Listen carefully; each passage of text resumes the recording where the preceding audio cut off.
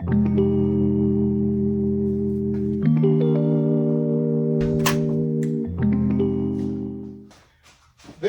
is my S2000, and watch me waste my 20-year-old savings on a car almost as old as me. So a little bit about my car. This is a 2004 S2000 and has about 117,000 miles. We'll see if I got scammed or not eventually. The inside is decently clean, and if we pop the hood, you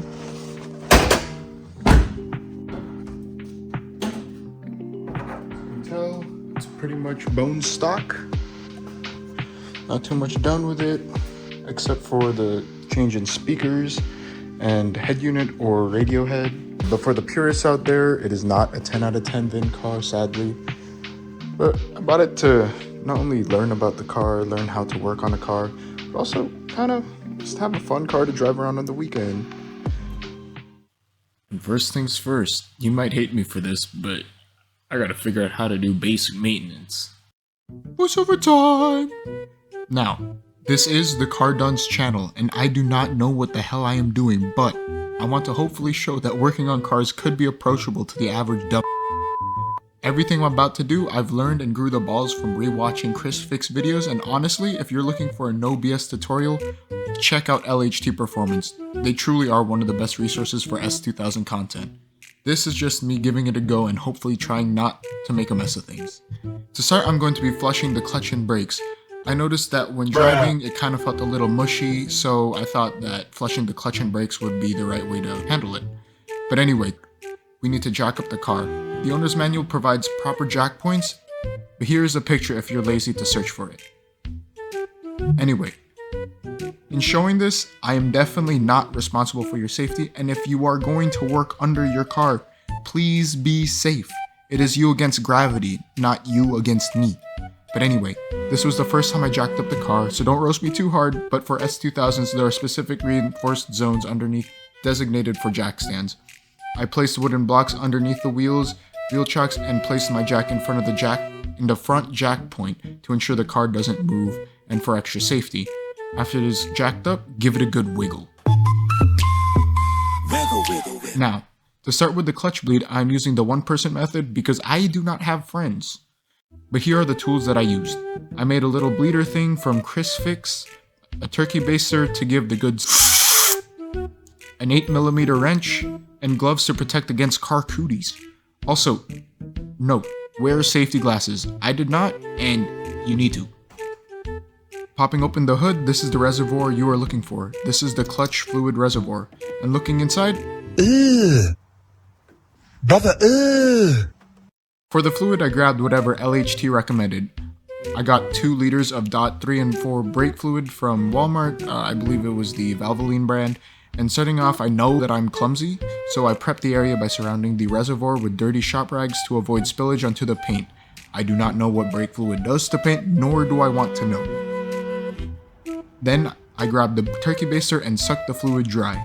hey yo! You can also wipe the remaining fluid inside the reservoir and cap to clean it up. You do not want that cachichas back inside your system. But here is how dark the liquid was. From here, you can transfer the old liquid into the Chris Fix flush bottle contraption. Make sure to fill it up with brake fluid if needed to submerge the hose, because when you pump the clutch, you do not want air to be sucked in and introduced back into the system, or into the system, I should say. Now, before going underneath, make sure to top the reservoir with fresh brake fluid. Say a little prayer too while you're at it. Underneath, you're looking for a little rubber nub near the transmission. When you take the rubber nub off, make sure to put it in a memorable spot because you will put it back. I am watching. And this is where you attach Chris Fix's hose into. This is the clutch bleeder valve. After the hose is attached, grab your 8mm and break it open. You shouldn't have to open it that much to see the liquid start flowing, but it'll be a little bit tight on there, at least mine was. Now step inside the car and pump the clutch to your heart's desire until the fluid is flushed and the fluid hose looks like new brake fluid. Remember that each clutch is different, and to regularly check the reservoir, make sure the reservoir is topped off. I pretty much checked it every 5 to 10 pumps. Once the liquid turns clear, close up the valve, put back the rubber nub, clean the area, and now you're done. Place down the car and live to see another day. All right, first time. Let's see, hopefully. Holy, oh, wait, that's actually kind of different. Wait, it's actually kind of stiff. What? Hold up. First time turning it on.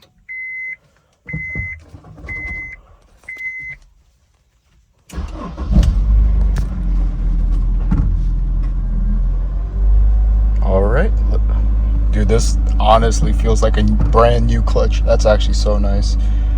I'm gonna go out for a ride and see you guys later. Good morning. It is now the next day, and before you say anything about why didn't you do the brake flush while doing the clutch, shut up. I am just lazy. But this job is very similar to the clutch flush. Here are the tools that I used besides the jacking stuff. You need a torque wrench for the wheels, a 10mm wrench this time for the bleeder, a breaker bar with a 19mm socket for the lug nuts, Chris Fix's bleeder bottle, .3 and 4 brake fluid, shop rags, and a funnel if you cannot aim. Pro strat, by the way. I learned that to jack up the car, you can roll the front of the car up to some pieces of wood. You should probably put rubber underneath so it doesn't slide. And now you have clearance to slide the floor jack underneath in front of the jack point to save some effort. Now, before you jack up the car, if you are poor like me and do not have an impact, break the lug nuts with the breaker bar before jacking up the car. Just trust me on this, or else the wheels will spin. Take off the wheels once it is jacked and throw it under your car so you can prepare for the worst. Pop the hood and find the brake reservoir. This is how it should look like. Set up rags to catch spillage, take off the cap and filter, and suck out the liquid. Let the clutch flush top off the brake reservoir with brake fluid, and now this is where it changes. There is an order to which brake to flush first. For the S2000, you start with the driver front and work clockwise. Now grab a friend to help. I have my mom with me, but anybody will suffice. Thanks, Mom! On each brake caliper, there is a rubber nub just like the clutch. Take it off and attach Chris Fix's hose. Grab the 10mm. Let's go! Now I'm doing the two-person method, so there are two jobs. Person 1 to open and close the bleeder valve, and person 2 to pump the brakes. Here are the steps. Person 2, start by pressing the brake fluid to build pressure. Please do not slam it. Just please. While person 2 is pressing the brake, person 1 open the valve. Person 2 press the brake all the way down and hold it. Once the brake fluid stops coming out, person 1, you can close the valve. Finally, person 2, let go of the brake. Rinse and repeat, making sure that the brake reservoir is topped off with liquid. Once clean brake fluid passes through the bleeder valve, you are finally done with that brake. Tighten up the valve. There is a tightening torque, by the way, for the bleeder valve, but I ain't doing all that. I live a little frisky. Yeah, boy. And follow up in order with the other 3 brakes. Finally, top the liquid in between the min and max line, clean the area, close the hood, and put the wheels back as snug as you can before dropping down the car. Make sure to tighten in a star formation. Once you drop the car down, make sure to torque the lug nuts to spec. For the S2000, it is 80 foot-pounds.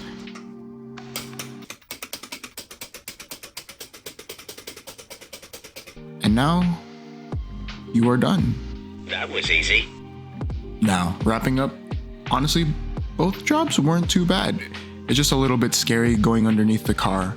For this series, I plan on doing a dunce leaderboard, and for these 2 jobs, I feel like they are very similar, and I give both of them 2 dunce hats out of 5.